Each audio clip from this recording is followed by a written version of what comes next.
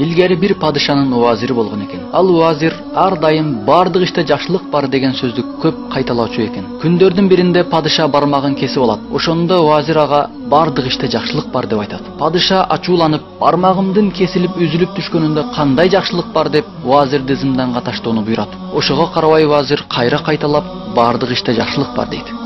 Падыша ар жума сайын эс алуу үчүн саякатка чыгууну адат кылган эле. Ошол саякаттардын биринде бир жерге барат. Ал жерде таштарга сыйынган бутпарастар жашайт эле. Алар падышаны кармап алып, аны таш кудайчаларына курмандык кылууну чечишет.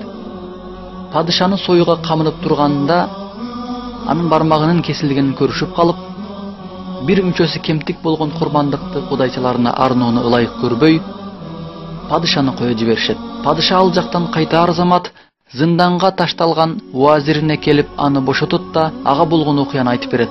Жана андан сурайт: кесилген бармагым себептүү өлүмдөн кутулганым мен үчүн жакшылык болсо, а сенин зынданга түшкөнүңдө сен үчүн кандай жакшылык бар дейт.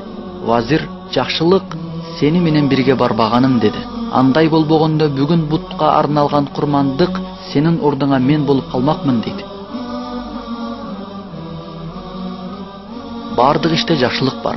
Мунун баары биздин жашообуз. Тиги окуя ар бирибиздин окуябыз. Бардыгыбыздын жашообуз падышанын жашоосуна окшош. Анын уазирин окшогон адамдарды көрсөк ачууланабыз. Бирок эгерде биз кайыпты көрө алганыбызда тагдырыбызга жаман күмөн кылгандыгы үчүн 1000 мертебе сажда кылар элек.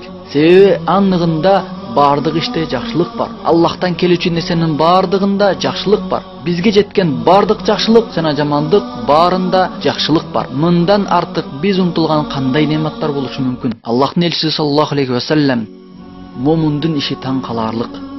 Анткени анын ар бир иши ал үчүн жакшылык. Бул жакшылык бир гана момундарга берилет. Эгер ага бир кубаныч жетсе, шүгүр кылат, бул ал үчүн жакшылык. Эгер ага кыйынчылык жетсе, сабыр кылат, бул да ал үчүн жакшылык деп айтат.